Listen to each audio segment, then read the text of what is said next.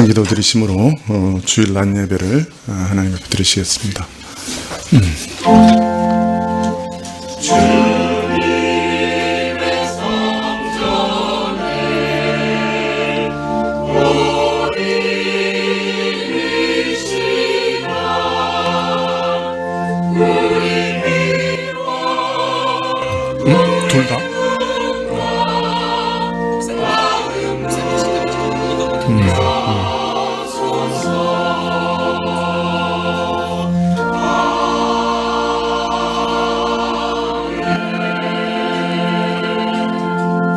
주의 말씀대로 나를 붙들어 살게 하시고 내 소망이 부끄럽지 말게 하소서.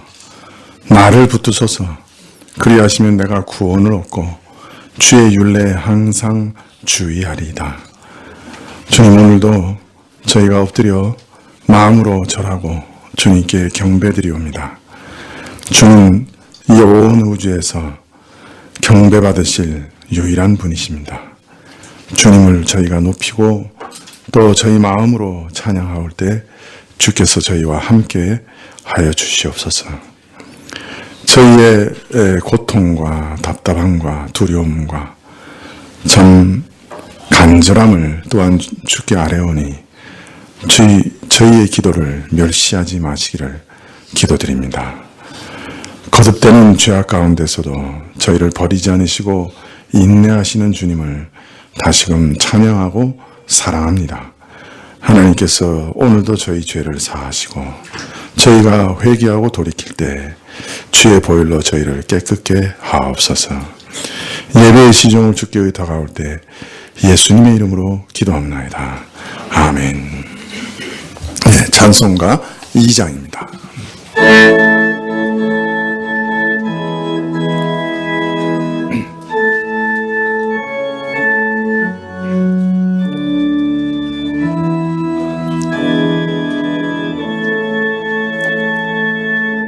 성부 성자 성령께 찬송과 영광 돌려드리오네세. 태초로 지금까지 또 영원 무궁토록 성삼위께 영광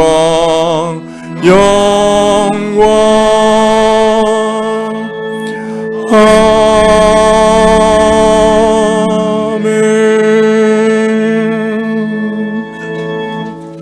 네, 교동문은 히브리서 11장 1절부터 6절까지 말씀입니다.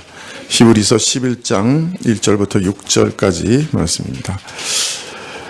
믿음은 바라는 것들의 실상이요 보지 못하는 것들의 증거니 믿음으로 모든 세계가 하나님의 말씀으로 지어진 줄을 우리가 아나니 보이는 것은 나타난 것으로 말미암아 된 것이 아니니라.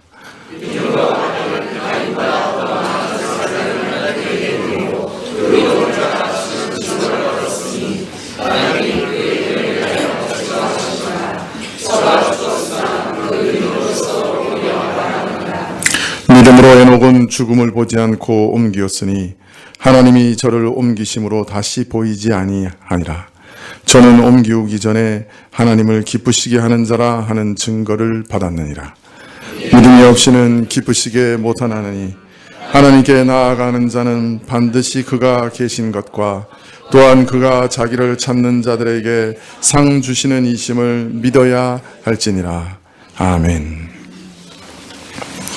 202장 찬송하시겠습니다.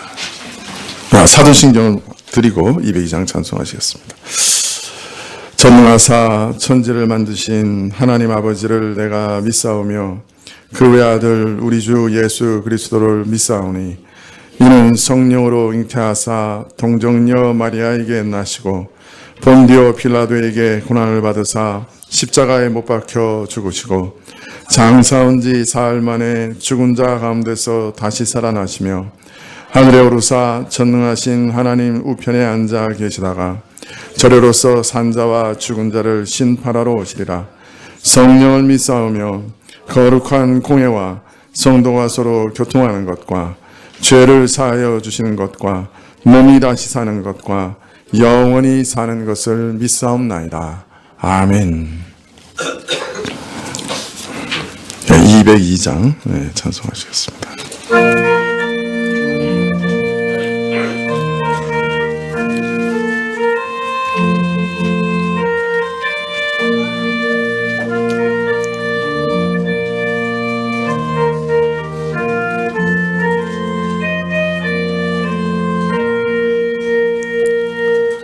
죄에서 자유를 얻게 함은 보혈의 능력 주의 보혈 지옥을 이기는 승리되니 참 놀라운 능력이로다. 주의 보혈 능력이 또다.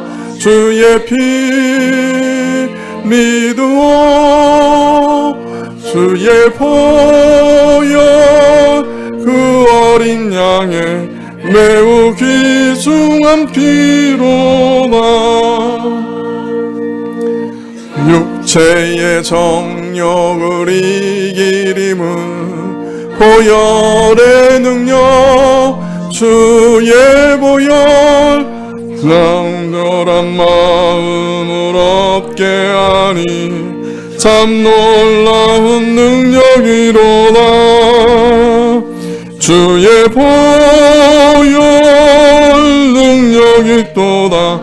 주의 피 믿으오. 주의 보혈 그 어린 양의 매우 귀중한 피로다. 눈보다 더 희게 맑히는 것 보혈의 능력 주의 보혈 부정한 모든 것 맑히시니 참 놀라운 능력이로다. 주의 보혈 능력이 또다. 주의 피 믿으오. 주의 보혈 그 어린 양의 매우 귀중한 피로다. 구주의 복음을 전할 제목 보혈의 능력 주의 보혈 날마다 나에게 찬송 주니 참 놀라운 능력이로다. 주의 보혈 능력이 또다. 주의 피 믿으오. 주의 보혈 그 어린 양의 매우 귀중한 피로다.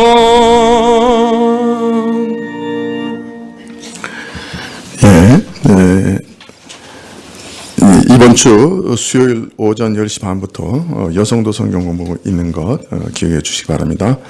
다음 주일은 부활 감사주일입니다. 성찬식이겠고요. 그리고 감사 헌금은 전액 구제헌금으로 사용될 예정입니다. 다음 주일 낮 예배 후에 구역장 모임이 있겠습니다.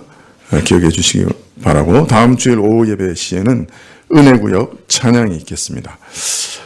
그리고 입교 문답 위해서 중3, 고1, 고2 학부모님들은 예배 끝나고 맨 뒤에 좌석에서 잠깐 모여주시면 입교 문답 하는 일 때문에 좀 논의를 하시면 좋겠습니다. 정다로 집사님, 우리 대표해서 기도해 주시겠습니다.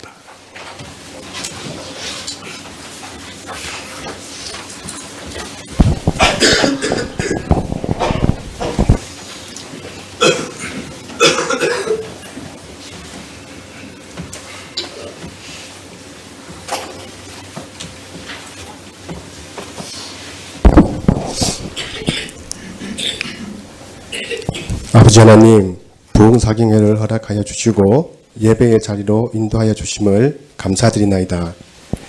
꺼져가는 심지를 끄지 아니하시며 악인이 그 죄 가운데 죽는 것을 기뻐하지 아니하시고 오히려 아들을 외면하심으로 저희의 친근함이 되셨사오니 저희의 예배를 받아 주옵소서.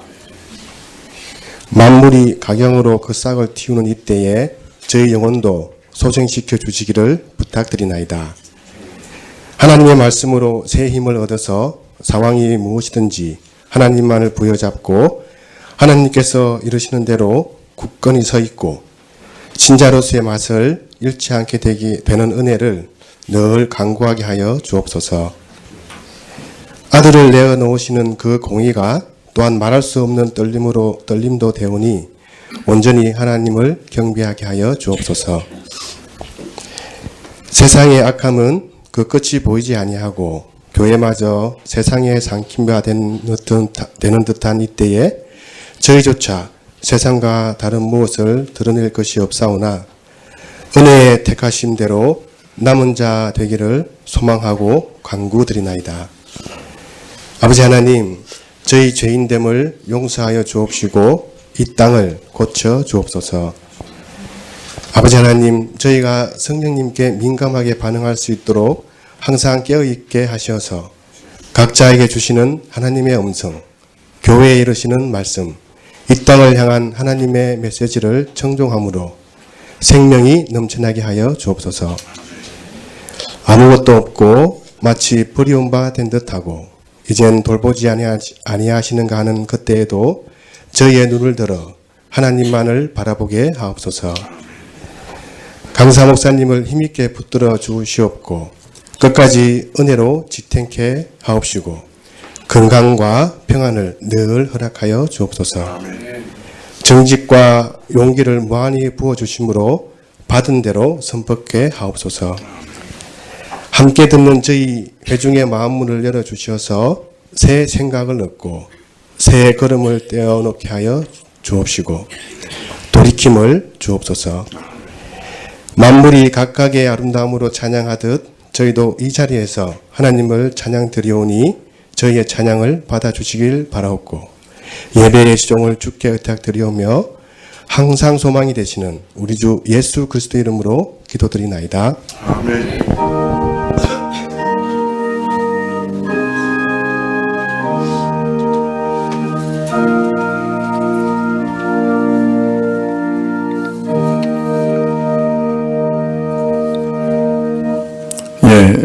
말씀은 에베소서 2장 8절부터 10절입니다. 제가 가진 성경으로는 신약 311쪽인데요. 에베소서 2장 8절부터 10절입니다. 에베소서 2장 8절부터 10절.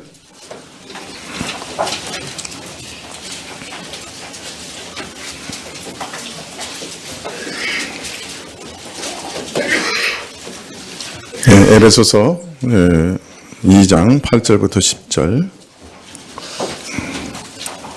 찾으신 줄 알고 봉독해 드리겠습니다. 신약 311쪽입니다. 너희가 그 은혜를 인하여 믿음으로 말미암아 구원을 얻었나니 이것이 너희에게서 난 것이 아니요 하나님의 선물이라. 행위에서 난 것이 아니니 이는 누구든지 자랑치 못하게 함이니라. 우리는 그의 만드신 바라 그리스도 예수 안에서 선한 일을 위하여 지으심을 받은 자니 이 일은 하나님이 전에 예비하사 우리로 그 가운데서 행하게 하려 하심이니라. 아멘.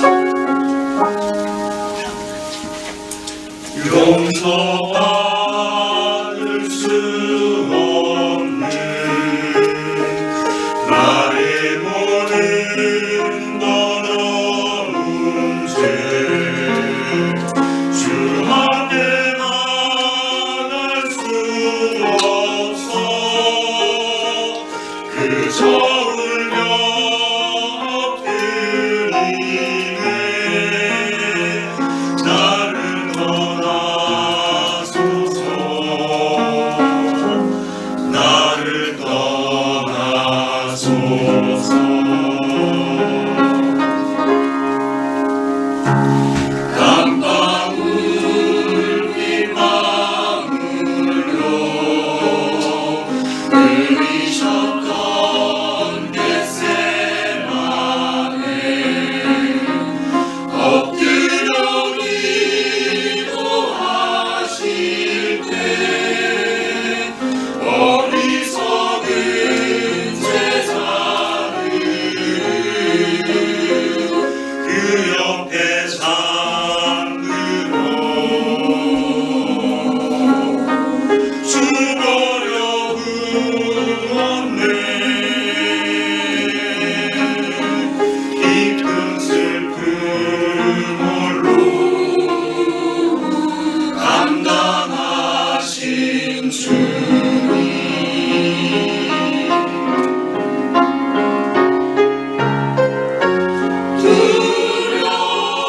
두려움이 나를 삼킨 그날 밤 그때에 나 주를 부인하였네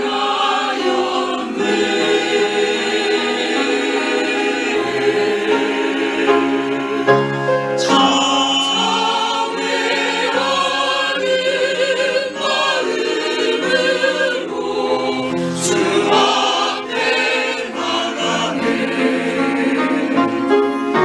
주가 날 용납하셨네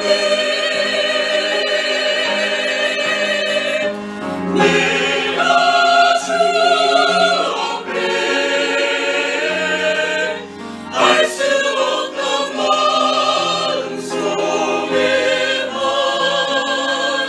주여 진 스스로 잡히십니까 내가 주 앞에 저주하며 했던 거짓말 나는 주를 모른다 모른다고 그러나 내가 주를 사랑함은 주께서 하시나이다 주는 그리스도 예수 살아계신 하나님의 아들이시니라 내가 주 앞에 엎드리며 할 수 있는 말 나를 살리시니라 하나님이라 이제 주 앞에 감사하며 고백하는 말 주님 사랑합니다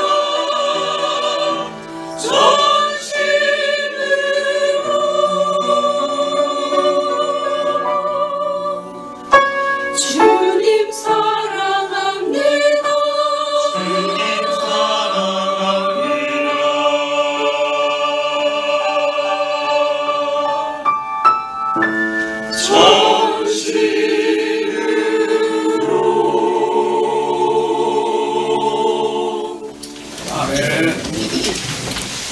주님 감사합니다. 오늘 부흥사경의 이제 셋째 날인데요. 우리 조병수 교수님은 이미 몇 번 광고 드렸지만 합동신학대학원대학교 교수님이시고 또 직전 총장님이십니다. 현 위근호 연구소 원장이시고요. 독일에서 신약 박사 학위를 받으셨습니다. 이틀 동안 우리가 참 많은 은혜를 받았는데요. 또 오늘도 기대하는 마음으로 말씀을 듣고자 합니다. 네, 이제 나오셔서 믿음이란 무엇인가 하는 제목으로 말씀 전해 주시겠습니다.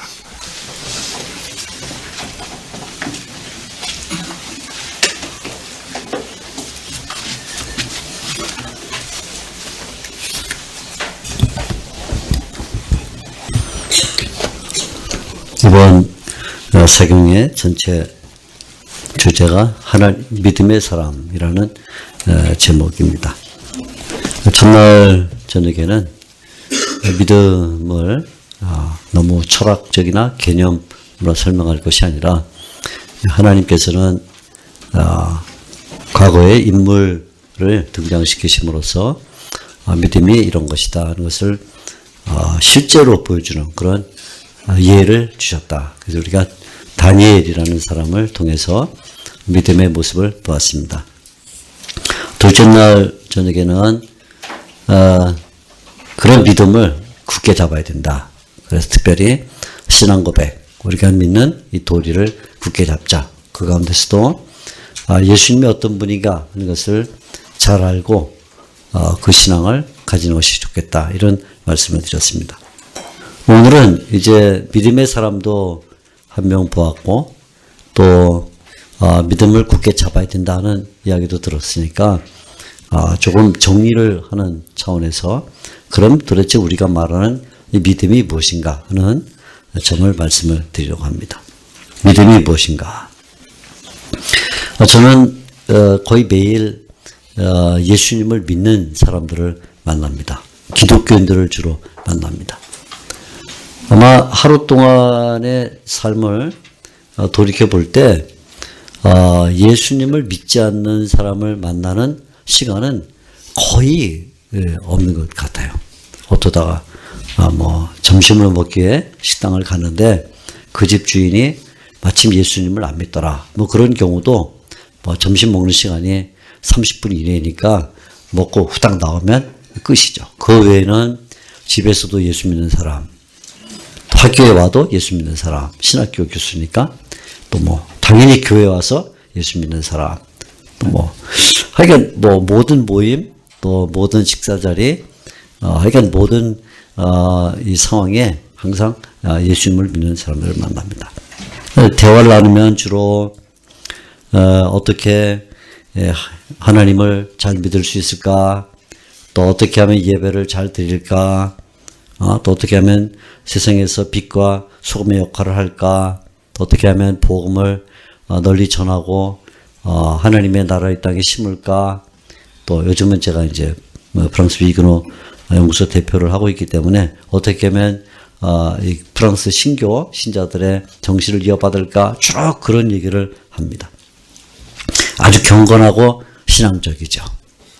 제가 생각해도 제가 참 믿음이 좋다 이렇게 생각할 정도로 하루 종일 예수 믿는 사람 만나고 하루 종일 예수님 믿는 이야기를 나눕니다. 근데 이렇게 날마다 익숙한 기독교 삶을 살면서도 막상 친근하게 만나는 이 주위의 사람들과 대화를 나누다가 믿음에 관한 대화를 하게 되면 대부분 신자들이 믿음이 뭔가 하고 되질문하는 그런 경우를 많이 봤습니다. 믿음이 도대체 뭐죠? 이렇게 질문합니다. 그럼 저도 갑자기 막막해지면서 그래 믿음이 뭐지? 서로 대화하다가 좀 단절 현상이 일어나는 그런 경우들이 많이 있습니다. 우리는 기독교 문화 가운데 또는 기독교의 이 사회 속에서 살면서 실제로 믿음이 무엇인지 심각하게 생각하지 않고 그냥 살아갑니다. 교회가 몸에 배었고 또 신자를 만나는 것이 익숙해 있어서 마치 중세 시대에 기독교인들이 그냥 그 사회가 기독교 사회이기 때문에 자기가 예수님을 잘 믿는다 하고 착각하며 사는 것처럼 우리들도 실제로 믿음이 무엇이냐 하는 것을 깊이 생각해 보지 않은 채 그렇게 생각합니다. 하지만 예수님께서 어느 날 사람들과 대화를 나누시는 중에 인자가 올 때 세상에서 믿는 자를 보겠느냐 또는 인자가 올 때 세상에서 믿음을 보겠느냐 하는 누가복음 18장 8절의 말씀을 생각한다면 이게 보통 심각한 문제가 아니다 라고 생각을 해볼 수 있습니다. 인자가 올 때 세상에서 믿음을 보겠느냐. 우리에게 하시는 말씀이죠. 옛날 2000년 전에 예수님이 그 주위에 있던 사람들에게 하신 말씀이지만 동시에 우리에게 하는 말씀입니다. 인자가 올 때 세상에서 믿음을 보겠느냐.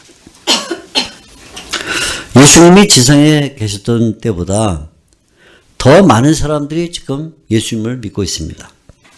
그런데 과연 이때 우리가 진정한 믿음을 가지고 있는가 하는 것을 물어보지 않을 수가 없습니다. 믿음이 무엇일까요?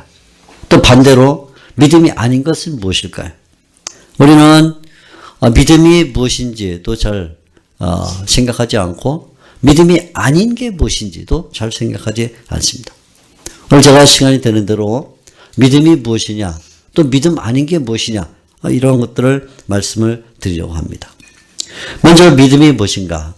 성경을 읽어보면 아마 성경에서 믿음이란 단어를 빼고 나면 성경이 성립이 될까 할 정도로 성경에는 믿음, 또 믿는 사람, 믿는 행위 등등에 대한 이야기가 많이 나옵니다. 오늘 아침 우리가 예배를 드리면서 히브리서 11장 첫 부분을 성경 교독으로 읽었는데 히브리서 11장은 구약에 나오는 믿음의 사람들에 대한 일반적인 얘기죠. 거기는 믿음을 가졌던 아벨부터 시작해서 에녹과 노아, 아브라함 그리고 그의 자식들 또 그에 이어지는 이스라엘의 백성들 사사들, 왕들 등등 이야기가 쭉 열거가 됩니다. 히브리서 11장은 믿음의 사람이라는 주제 아래 구약 성경 전체를 요약해 놓은 것 같은 그런 현상을 일으켜주고 있습니다. 신약성경도 마찬가지죠. 신약성경에서 믿음을 가진 사람들에 대한 이야기를 빼면 아무것도 남을 게 없어요. 그것이 베드로건 아니면 바울이건 야고보건 요한이건 누건 간에 다 믿음을 가진 사람들에 대한 이야기입니다.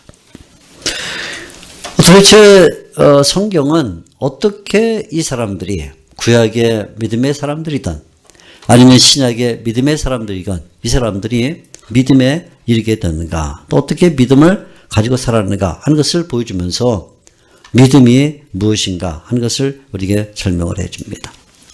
사실 믿음이 무엇이냐 하고 이렇게 질문 던지면 매우 막연하게 들릴 수 있습니다. 그걸 뭔가 철학적으로 또 개념으로 설명하려고 이렇게 할 수 있는데 믿음이 무엇인가에 대한 가장 쉬운 대답은 예수님에게서 찾을 수가 있습니다. 히브리서 12장 2절 말씀을 보면 이렇게 되어 있습니다. 예수님은 믿음의 주요 또 온전케 하시는 이 그렇게 말했습니다. 우리가 잘 알죠? 믿음의 주 그리고 믿음의 온전케 하시는 이 히브리서 12장 2절 그분이 예수님입니다.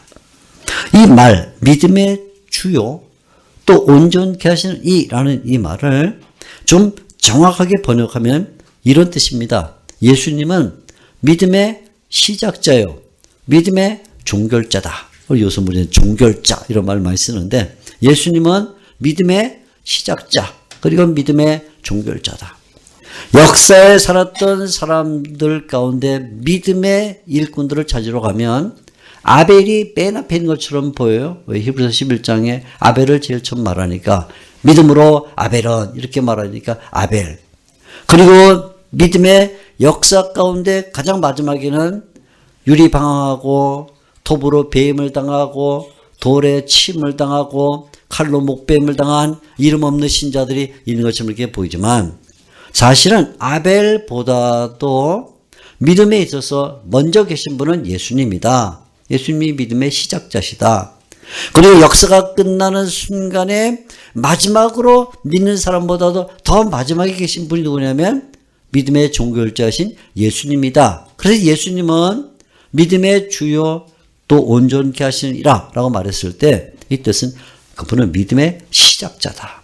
믿음의 제일 처음에 있고 믿음의 종결자다. 믿음의 맨 마지막에 계신 분이다. 그 안에 모든 믿는 사람들이 그 품 안에 들어와 있다. 그래서 예수님은 믿음의 시작자, 믿음의 주시다.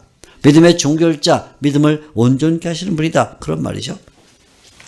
그러니까 예수님을 보면 믿음이 무엇인가를 알 수 있다. 예수님의 그 삶, 예수님의 말씀, 예수님이 생각하신 것, 그 모든 것을 보면 예수님의 우리에게 믿음이 무엇인가를 가르쳐준다. 이렇게 말할 수가 있습니다. 예수님만이 믿음의 총체라. 그런 말이죠. 예수님만이 믿음의 전부다. 그런 말입니다.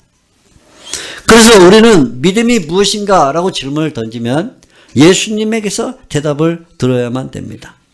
예수님은 자주 이렇게 말씀을 하셨습니다.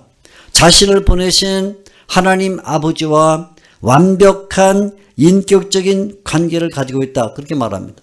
그래서 때로 예수님이 하나님과의 관계를 설명할 때 설명하기 어려운 희한한 말씀을 쓰셨어요. 이렇게 말씀하셨어요. 하나님과 나 예수님이 어떤 관계에 있냐면 나는 하나님 안에 있고 하나님은 내 안에 있다. 이런 말을 썼어요. 세상에서 어떤 수학자나 어떤 기하학자도 풀 수 없는 신비한 얘기를 했어요. 내가 아버지 안에, 아버지가 내 안에 있다. 이런 말을 썼어요. 자, 무슨 얘기냐면 자, 오른손이 있고 왼손이 있어요. 오른손이 왼손을 잡아먹어요. 점점 잡아먹어서 오른손이 왼손을 감싸요. 그러면 왼손은 오른손 안에 들어있어요. 이 경우에는 어떤 식의 말해도 오른손이 왼손 안에 들어있다 이렇게 말할 수는 없어요. 거꾸로 보면 두 손이 다시 싸워서 왼손이 오른손을 잡아먹기 시작했어요. 잡아먹습니다. 이런 경우에는 오른손이 왼손에 들어있기 때문에 왼손이 오른손 안에 들어있다 이렇게 말할 수 없어요. 그렇죠? 아주 어린 우리 아이들도 다 이해할 수 있는 말이에요. 하나가 하나를 잡아먹으면 다른 것은 잡아먹었다고 할 수가 없는 거예요. 그런데 예수님께서는 이상한 말씀을 했어요. 내가 아버지 안에, 동시에 아버지가 내 안에. 어떻게 됐다는 말이죠? 저도 잘 모르겠어요. 아니 어떻게 예수님이 아버지 안에 있는데 동시에 아버지가 예수님 안에 있을 수가 있는가? 예수님께서 이렇게 어려운 수학이나 기하로는 도저히 풀 수 없는 이상한 말씀을 하신 것은 이상하게 생각하라고 말씀하신 게 아니라 이것은 무엇 때문에 말씀하셨냐면 예수님과 아버지가 얼마나 밀접한 관계에 있는지, 얼마나 합일된 관계에 있는지, 인격적인 관계가 얼마나 온전하게 맺어져 있는지 그것을 표현하기 위해서 하신 말씀이에요. 그래서 예수님께서는 자주 내가 세상에 온 것은 내 뜻을 이루려 온 것이 아니라 아버지의 뜻을 이루려 왔다. 그렇게 말씀을 했어요. 내 뜻을 이루는 것이 아니라 아버지의 뜻을 이루는 것. 그래서 마지막 겟세마네 동산 감람산에서 마지막 십자가를 앞에 놓고 기도하실 때에도 예수님이 그렇게 말씀하시죠. 내 뜻을 이루지 마시고 아버지의 뜻을 이루십시오. 아버지의 뜻을 이루기 위해서는 내가 이 잔을 마십니다. 하고 기도를 하셨어요. 아버지의 뜻. 예수님 어떤 때는 나와 아버지는 하나다. 그런 말씀도 했어요. 굉장히 신기하고 놀라운 말씀이죠. 나와 아버지는 하나다. 이 모든 것은 예수님이 얼마나 하나님 아버지와 인격적 관계를 가지고 있는가, 얼마나 끊을 수 없는 관계를 가지고 있는가 하는 것을 보여주는 말씀입니다. 예수님을 모범으로 삼을 때 믿음이란 이런 것입니다. 믿음이란 믿는 대상과 인격적인 관계를 전제하는 것이다. 믿음이란 무엇인가? 내가 믿는 대상, 내가 하나님을 믿는다고 할 때 하나님과 인격적인 관계, 마치 예수님이 하나님 안에 계시고 하나님이 예수님 안에 있는 것 같은 이런 예수님과 하나님이 하나 된 것 같은 이런 완벽한 인격적 관계가 전제될 때 그때 그걸 믿음이라고 말할 수가 있다. 그러니까 믿음은 태도가 아니에요. 믿음은 얼마나 성경책을 옆에 끼고 걸어갈 때 멋있게 걸어가느냐, 기도할 때 얼마나 손을 꽉 붙잡고 기도하느냐, 네? 그런 게 아니에요. 믿음은 내가 믿는 그 하나님과 어떤 관계를 갖고 있냐 하는 것인데 성경에 나오는 수많은 믿음의 사람들이 보여준 것은 하나님께 달라붙는 거였어요. 하나님께 달라붙는 거. 그래서 믿음이란 다르게 말하자면 뭐냐면 하나님께 달라붙는 것이다. 하나님께 달라붙는 것. 하나님께 달라붙어서 완전히 찰거머리처럼 껌딱지처럼 달라붙어서 뗄 수 없는 하나님과의 관계를 가지는 것. 그게 믿음이다. 그러나 첫날 저녁에 다니엘을 살펴봤는데 다니엘을 통해서 그런 것을 보았죠. 다니엘이 어떤 상황을 만나든지 그 상황에 두려워하지 않고 하나님을 신뢰하고 하나님을 의리하고 하나님을 믿었다. 다니엘이 좋은 모범을 우리에게 보여줬다 말씀을 했습니다. 그래서 어떻게 이런 믿음이 생기는 것인가? 내가 하나님께 달라붙는 하나님과 철저하게 관계를 맺는 이런 관계가 어떻게 생길 수 있는 것인가? 이런 믿음은 강한 의지를 가지고 무엇인가를 만들어 가려고 하는 그런 의지가 아닙니다. 각오가 아닙니다. 믿음은 수련을 통해서 생각을 견고하게 만드는 것도 아닙니다. 그래 내가 한번 하나님께 달라붙어 볼 거야 하고는 신년초에 내가 올해 2019년을 반드시 하나님께 달라붙어야지 하고는 무슨 각오한다고 해서 되는 일이 아닙니다. 노력을 해서 되는 것도 아니에요. 한마디로 말하면 믿음은 사람의 속에서 생기는 것이 아닙니다. 사람이 돌을 닦거나 수련을 하거나 노력을 하거나 애를 쓰거나 각오를 하거나 뭔가 굉장한 뜻을 세워서 되어지는 것이 아니다. 성경은 우리에게 믿음이라는 것은 하나님의 선물이다 그래요. 믿음은 하나님의 선물이다. 믿음은 하나님께서 은혜로 말미암아 선물로 우리에게 주시는 것입니다. 그러니까 믿음이라는 것은 사람의 속에서 자동적으로 생겨나는 것이 아니라 믿음은 사람의 밖에서 오는 것이죠. 사람의 밖에서 와요. 하나님께서 믿음을 선물로 주시면 그때 우리는 그 믿음에 대하여 반응을 하게 되어 있습니다. 하나님이 믿음을 주신 다음에야 비로소 사람이 그에 대하여 반응을 해요. 그래서 믿음이란 것은 잘 보면 두 겹으로 되어 있어요. 두 겹. 첫째 겹은 뭐냐면 하나님이 우리에게 주신다라는 것이 있고 둘째 겹은 우리가 그에 대하여 반응한다 하는 것이 있어요. 그래서 믿음은 두 개의 층으로 되어 있는데 첫째는 하나님이 우리에게 수여하시는 층, 하나님이 우리에게 주시는 층, 또 하나는 우리가 하나님께 드리는 층, 하나님께 반응하는 층으로 되어 있습니다. 믿음의 안쪽에는 하나님의 주시는 층이 있고 믿음의 바깥쪽에는 사람이 하나님께 드리는 게 있습니다. 그래서 믿음은 하나님의 선물이기 때문에 전에는 전혀 믿어지지 않았는데 어느 순간 갑자기 신에게 믿어지는 그런 현상이 나타나요. 오랜 시간 동안 전도를 받아도 또 가족 식구나 아니면 뭐 동료들이나 직장 친구들이 막 전도를 해도 난 안 믿겨져. 난 무슨 말인지 모르겠어. 그런 걸 어떻게 믿을 수 있어? 하던 사람이 어느 순간에 갑자기 그게 믿어져요.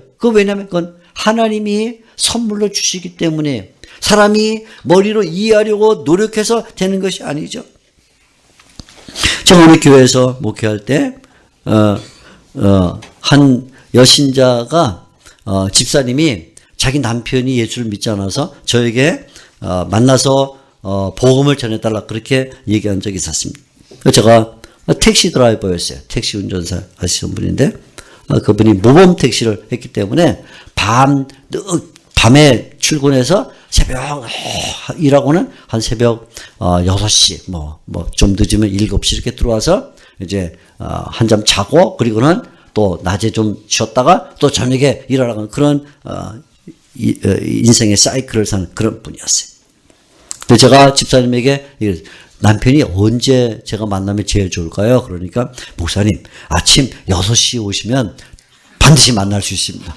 제가 아침 6시에 새벽기도 끝나자마자 그 집에 신방을 가서 딱 이제 소파에 앉아있으니까 아니나 다를까 6시쯤 되니까 그 택시 드라이버는 그 남성분이 아무 생각 없이 이제 집으로 들어간 거죠. 똑 들어와도 보니까 왜 남자가 양복을 또 입고 있으니까 자기 부인이 바람난 줄 알고 이게 뭔가 제가 목사입니다. 그러는 순간 목사입니다. 그런 순간 화장실로 들어가더니 문 걸어 잠그고 거기서 안 나오기 시작했어요. 딱 제가 먼저 선생님 잠깐 좀 봅시다. 전 잠깐만 보면 됩니다. 나는 목사하고 일 없습니다. 안에서 목사 만날 필요 없다고. 잠깐 5분이면 되니까 잠깐만 나오세요. 나는 목사님을 만나야 될 일이 없으니까 빨리 가시라고. 그러면 선생님 나올 때까지 제가 여기 있을 테니까 그냥 계십시오. 한 시간 정도를 밖에서 이제 기다렸어요. 그 결국 나왔어요. 어떻게 하겠어요? 한 시간 동안 제가 스위치가 바뀌었기 때문에 꺼버렸으니까 그만 하루 있을 수도 없고 그러니까 결국 나왔죠. 앉았습니다. 도대체 왜 그렇습니까? 왜 나를 괴롭힙니까? 그래서 제가 아니 괴롭히려는 게 아니라 한 10분만 얘기 좀 나누려고 왔다. 그러니까 제가 시간 잴 테니까 10분만 얘기하래요. 그래서 10분 동안 이제 얘기를 했습니다. 당신이 지금 택시 드라이브를 하다가 밤에 사고가 나서 예를 들어 죽는다. 그러면 어떤 일이 벌어지겠습니까? 저는 사고 안 납니다. 제가 통계를 갖고 왔는데 모범 택시 운전사들이 이 정도 사고 나더라. 당신도 그 확률에 들어있다. 그러니까 얼굴이 창백해지면서 그래서요. 죽으면 어떻게 되겠냐? 우리 가족이 비참해지겠죠. 가족만 비참하냐? 그러면요. 당신도 비참하다. 당신이 예수를 믿지 않았으니 당신은 분명히 영벌을 받을 것이고 지옥에 떨어질 것이고 쭉 얘기를 하니까 그 자보고 어떡하란 말입니까? 제가 얘기를 했습니다. 다음 주일날 연속 방송국 주일날 교회 오면 말씀드리겠습니다. 하고 제가 왔어요. 그래서 이분이 주일날 교회로 왔습니다. 교회 와서 맨 앞자리에 앉아서 맨 앞자리가 왜 박수인 줄 알아요. 우리 지금 이렇게 앉아있는 것처럼 청소년들이 앉아서 예배를 드렸는데 예배 끝나고 저한테 와서 이렇게 얘기했어요. 목사님, 왜 근데 이 예수 믿는 사람들은 교회 들어오면 다 머리를 숙이고 옆에 보니까 늘 숙이고 하나님 저를 불러주셔서 감사합니다. 이 자리에 올 수 없는 사람인데 저를 이곳에 초대해 주셔서 감사합니다. 이렇게 기도하면서 훌쩍거리면서 그 얘기를 합니까? 중얼거립니까? 그래요. 그래서 제가 그래요. 우리는 다 하나님이 불러주신 거 감사해서 사는 사람들입니다. 그랬는데 그분이 이해를 못하겠다는 거예요. 시간이 좀 지나서 4주, 5주, 6주, 한 8주쯤 지났는데 이분이 예배를 끝나고 난 다음에 저한테 찾아왔습니다. 목사님 이상한 일이 생겨졌습니다. 뭡니까? 제가 오늘 교회 와서 나도 모르게 나를 불러주셔서 감사합니다. 그랬대요. 자기가. 하나님 나를 불러주셔서 감사합니다. 제가 얘기했어요. 선생님, 믿음은 속에서 저절로 생기는 게 아닙니다. 지식을 갖고 있다고 믿음이 생기는 것도 아니고, 뜻이 있다고 생기는 것도 아니고, 노력해서 되는 것도 아니고, 수련해서 되는 것도 아니라 하나님께서 선물로 주셔야만 되는 것인데 지금 선생님에게 믿음이 선물로 왔습니다. 이제 해야 될 일은 그 믿음에 대하여 반응하는 것입니다. 그렇습니다.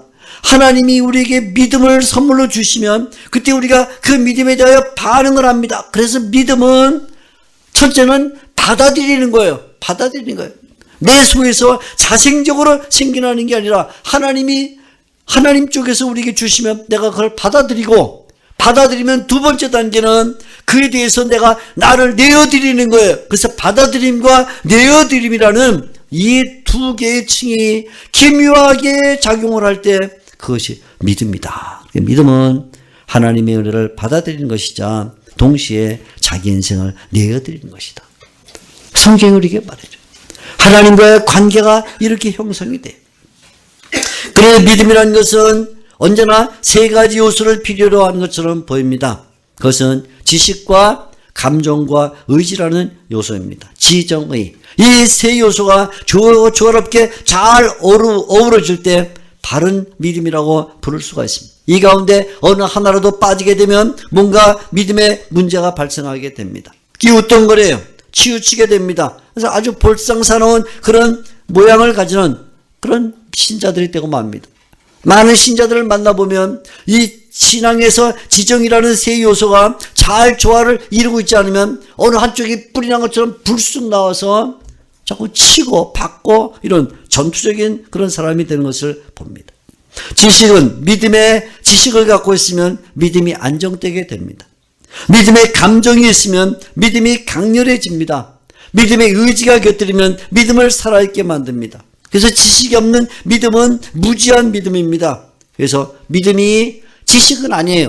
지식과 분명히 달라요. 그럼에도 불구하고 믿음은 지식을 포함하고 있어서 지식을 갖고 있을 때 그 믿음이 안정된 믿음이 돼요.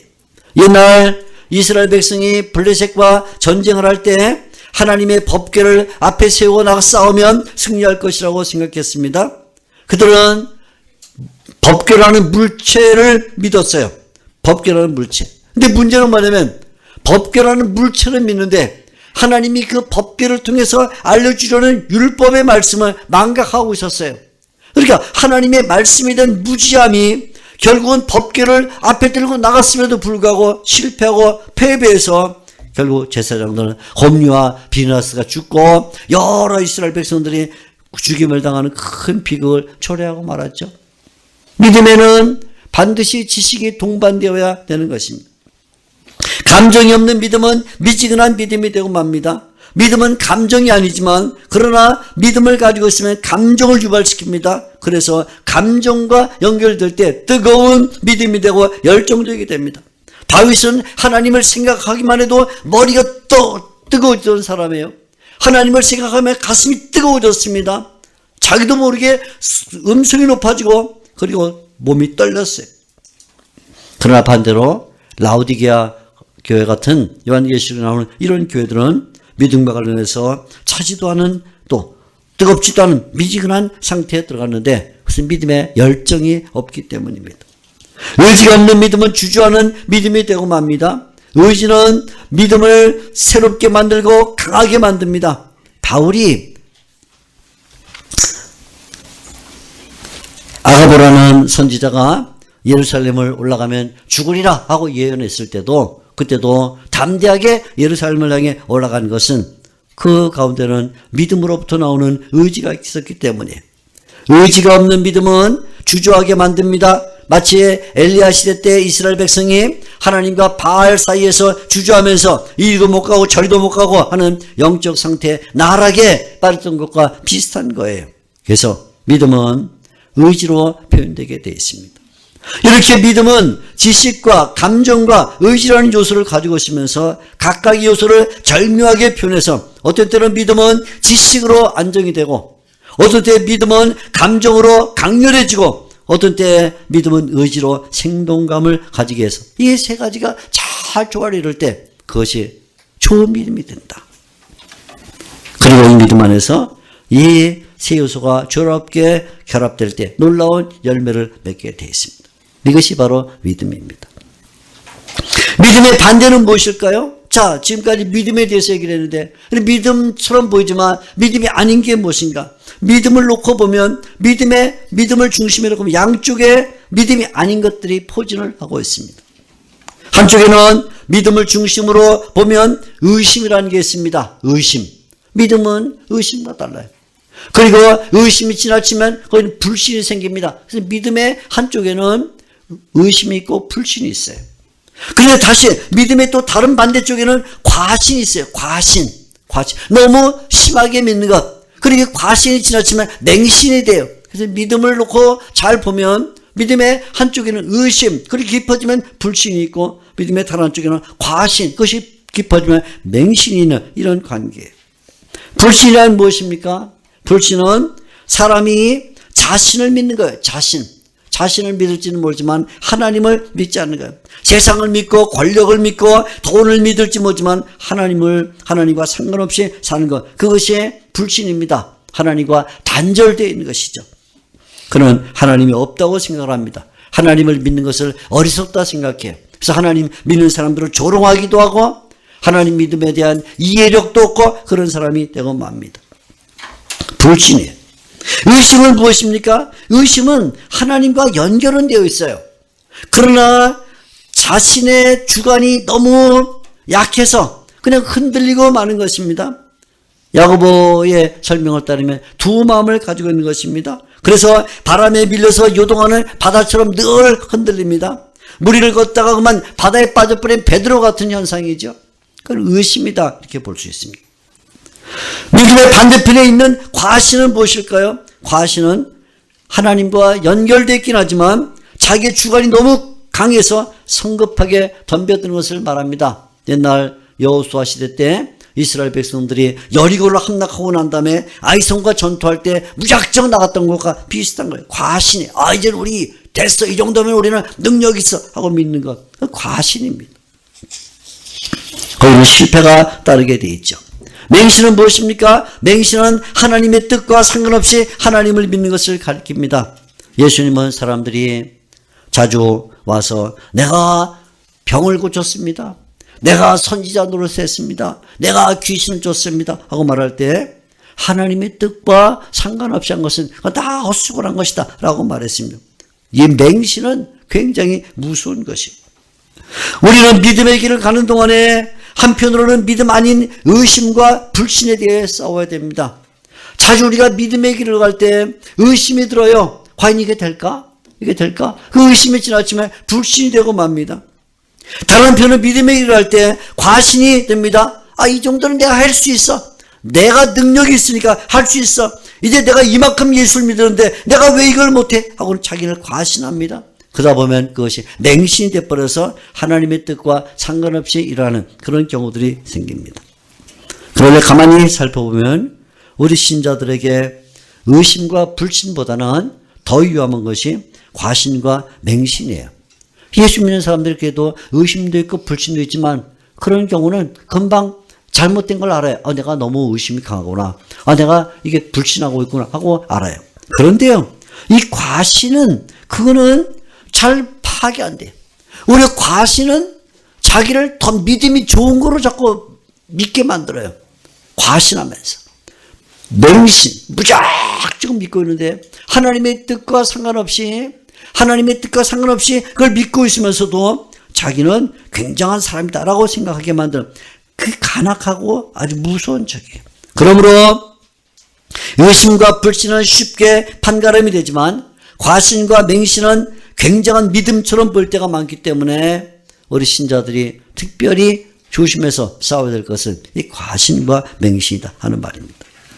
자, 이제 우리는 믿음이 무엇인가? 믿음은 하나님과 결속이다. 배웠습니다. 믿음이 아닌 것은 무엇인가? 그것은 불신, 그리고 의심, 또 과신, 맹신이다. 이렇게 배웠습니다. 믿음을 가지고 있는 사람들은 어떻게 살아갈까요? 믿음의 결과는 무엇입니까? 오늘 우리가 성경을 통해서 믿음의 결과를 배우게 되는데 믿음의 결과는 아주 간단합니다. 믿음을 가진 사람은 시간이 지나갈수록 점점점 작아집니다. 이게 특징이에요.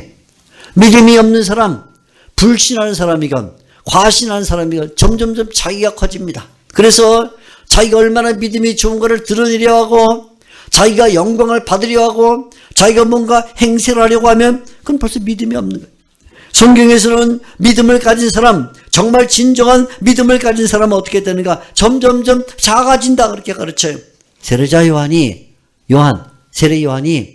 자기의 사역을 마칠 때 한 유명한 말을 우리는 잊어버려서는 안 돼요. 예수님은 흥하여야 하겠고 나는 쇠하여야 하리라. 예수님은 당연히 점점점 부흥하셔야 되지만 나는 예수님 앞에서 점점점 쇠퇴해야 된다. 그게 맞다. 그래요. 옛날 이사야 선지자는 성경 가운데 가장 긴 성경을 쓴 사람입니다. 이사야 66장. 얼마나 장황하고 신학이 깊고 하나님의 말씀의 계시가 충만했는지 많은 글을 썼는데 본래 이사야는 인텔리계층이에요.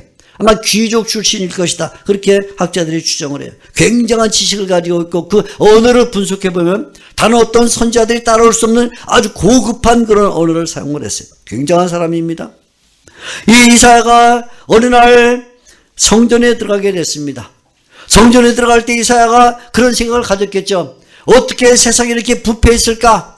어떻게 이렇게 세상이 영적으로 둔감할까? 어떻게 이렇게 왕이 하나님께서 멀어졌을까? 어떻게 백성들이 이렇게 부패했을까? 하고는 내가 하나님 앞에 들어가서 좀 기도 좀 하면서 이런 문제를 해결받아야겠다 하는 생각으로 아마 성전에 들어갔을지 몰라요.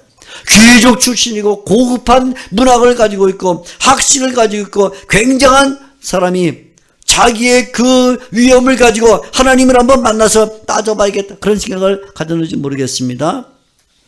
그런데 성전에 들어가서 하나님의 영광을 체험을 했습니다. 하나님의 보좌가 높이 들려있고 그 옷자락이 성전에 가득 차고 스랍 천사들이 날아다니면서 하나님께 찬송을 부르는 모습을 봤을 때 이사야가 자기에 대해 내린 결론이에요. 이사야 6장 5절 화로다 나여 망하게 되었도다. 나는 입술이 부정한 사람들 가운데 살면서 만군의 여호와신 왕을 배웠다.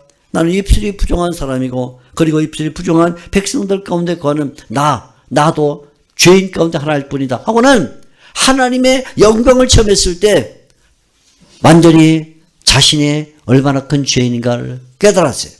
자신이. 아마 제가 성전에 들어가서 이런 경험을 했으면 난리 났을 거예요. 제가 성전에 들어가니까 하나님의 보좌가 높이 들려있고 옷자리가 차고 막 진동하면서 천사들이 날아다니는데 나와가지고 야! 내가 오늘 성전에 들어가 보니까 하나님의 높은 보좌를 봤어. 하나님의 보좌 본 사람 나와. 없지. 천군 천사, 스랍 천사들이 날아다니는 거 본 적 있어? 없지. 하고는 아마 제가 2단 교주가 됐겠죠.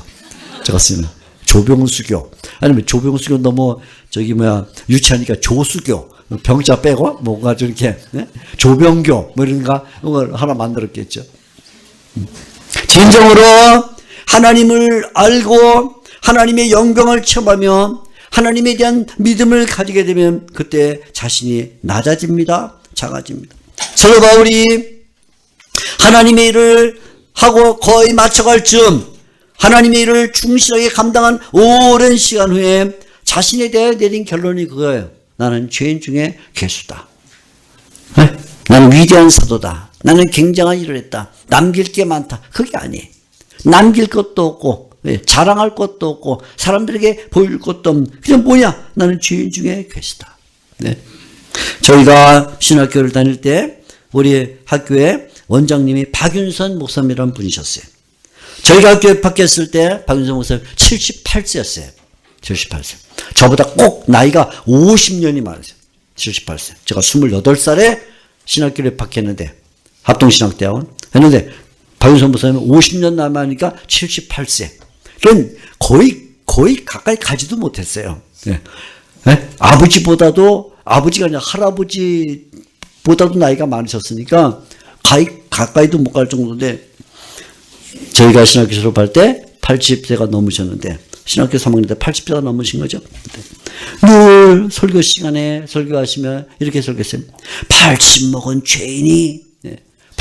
죄인이 기도하시다 보면 기도하실 때 하나님 아버지 80 먹은 죄인이 그 저희가 30살도 안 된 젊은 학생들이 몇 사람이 동맹군을 맺어가지고 박윤선 목사님을 찾아갔어요. 목사님 저희에게 소망을 좀 주십시오.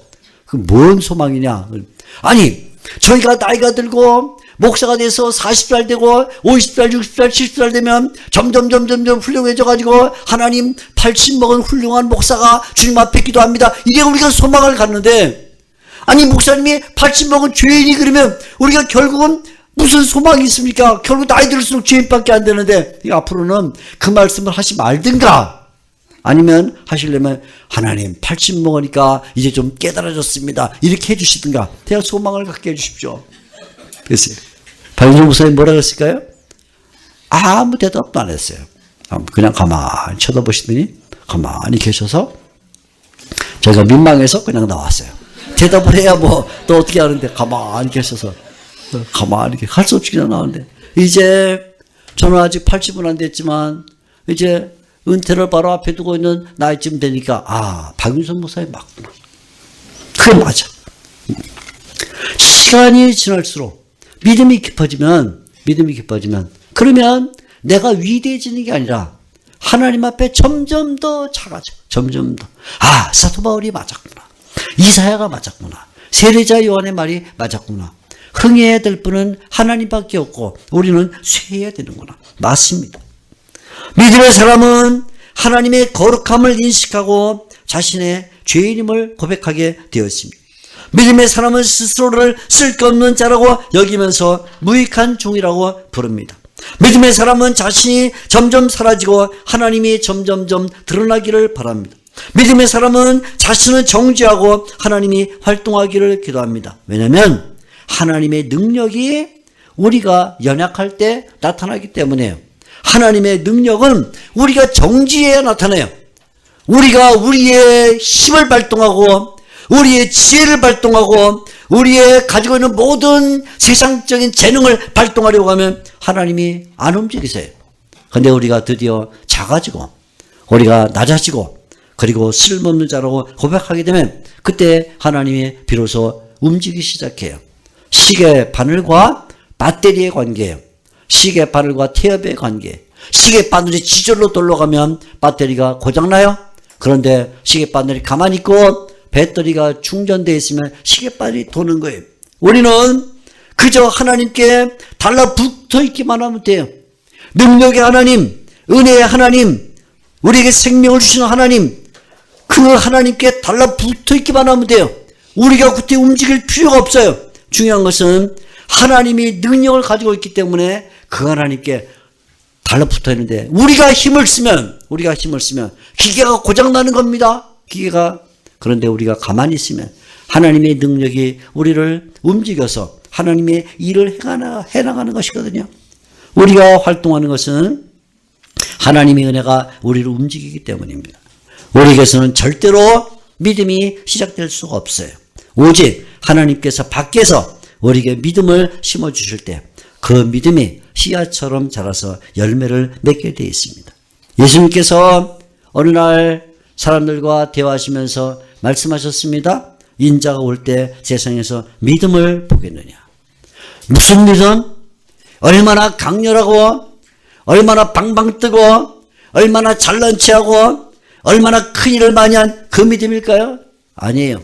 낮아지고 작아지고 보잘것없어져서 자기를 무익한 종이라고 고백할 수 있는 그런 믿음을 보겠느냐.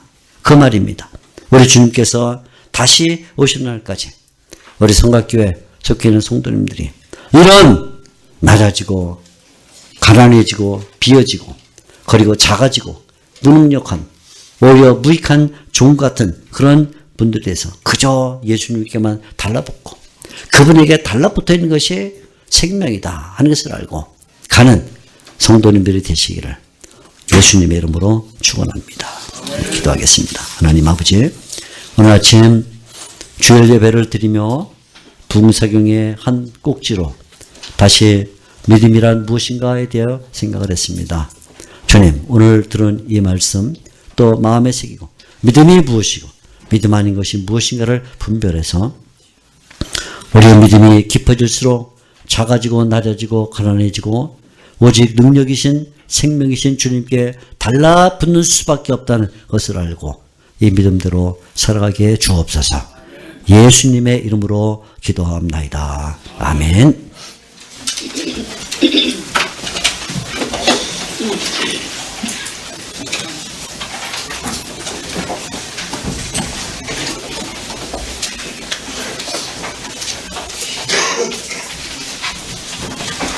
예, 감사합니다.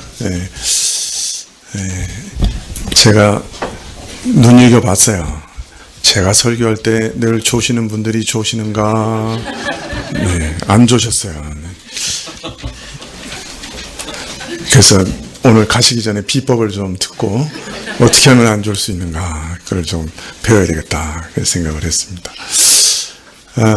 오후 시간에 신자의 신분이라 하는 말씀으로 2시부터 다시 이제 강의해 주실 건데, 말씀 전해 주실 건데, 다 남으셔서 식사하시고 좀 기다리셨다가 예배 참석하시면 좋겠습니다. 우리 예배 마치기 전에 우리 한번 잠깐 기도하십시다. 진짜 믿음을 우리에게 주신 분이 하나님이시니까, 하나님께서 우리 안에 믿음을 북돋아 주시고, 그리고 또 그 주신 믿음에 우리가 또 올바로 반응할 수 있도록, 그리고 우리 안에 정말 늘 자기를 부인하면서 작아지는 그런 올바른 믿음의 질이 잘 드러날 수 있도록, 그것도 하나님의 은혜잖아요. 하나님의 은혜 베풀어 주시도록 이 시간에 기도하시면 좋겠습니다. 같이 기도하시죠.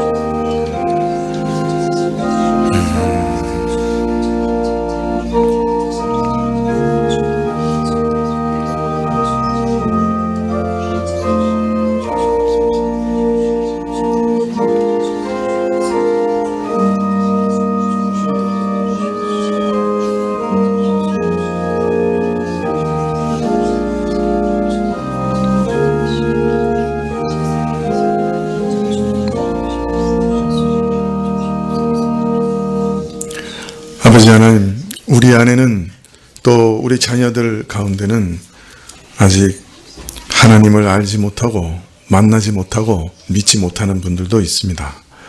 하나님 역사해 주시기를 구합니다. 하나님께서 스스로를 드러내 주시기를 원합니다. 그리고 살아계신 하나님을 발견하고 믿을 수 있도록 도와주시기를 원합니다. 어느 날 내가 믿어진다고 고백하게 하시기를 구합니다. 또 우리 믿는 자들에게는 믿음 아닌 것들과 믿는 것이 늘 혼란스럽게 또 서로 부딪히면서 서로 마음 안에 싸우고 있습니다. 하나님, 세월이 지날수록 믿음인 것이 더 분명히 드러나고 견고해지게 하여 주십시오. 뚜렷하게 드러나게 해 주십시오. 그리고 믿음 아닌 것들은 점점 사라지게 해 주십시오. 예수님의 이름으로 기도합나이다. 아멘. 410장 찬송하시겠습니다.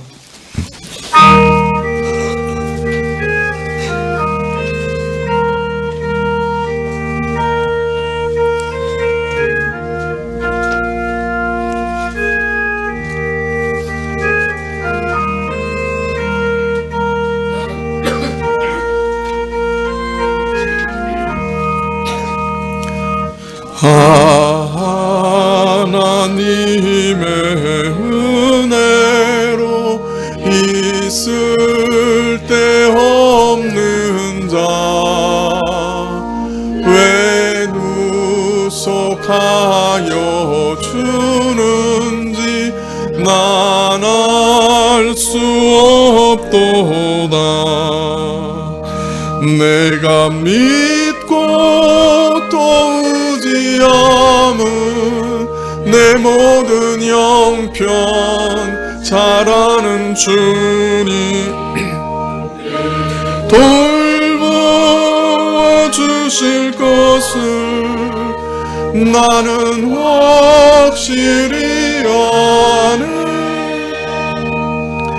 왜 내게 굳센 믿음과 주셔서 내 마음이 항상 편한지 난 알 수 없도다.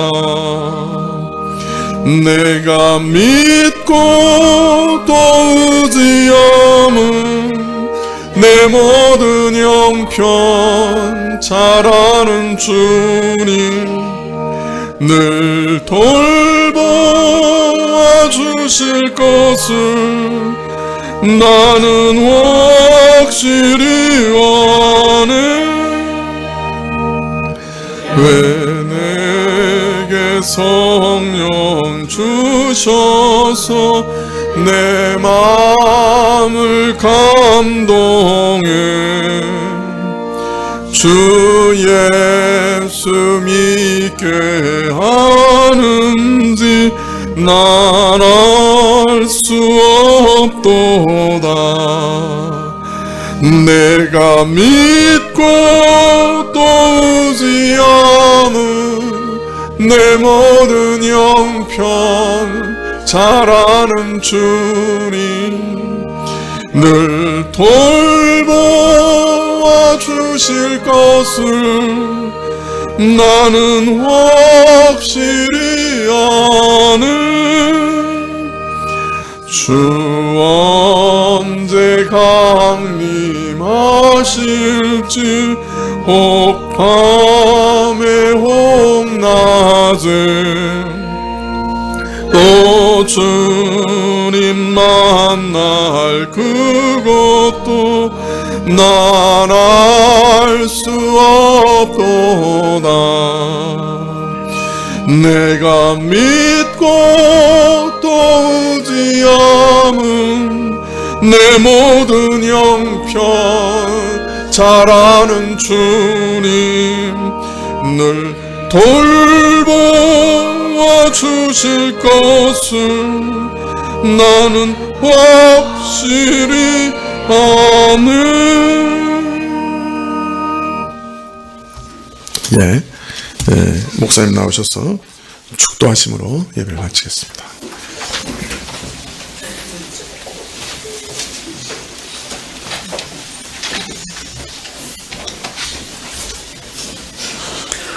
이제는 우리 구주 예수 그리스도의 은혜와 하나님 아버지의 크고 넓으신 사랑과 성령 하나님의 위로하심과 교통하심이 믿음이 무엇인가 알고 우리 주님처럼 하나님께 완전히 결속되어 그 끈끈한 가운데 살고 믿음이 깊어질수록 점점 작아져 주님의 은혜가 아니었고는 살 수 없다는 것을 고백하는 신자가 되기를 다짐하는 여기 모인 모든 주님의 성도들과 또 이 교회와 이 땅에 흩어진 하나님의 성도들과 북녘에 있는 우리 동포들과 교회들과 성도들 위해 영원토록 함께 있을지어다.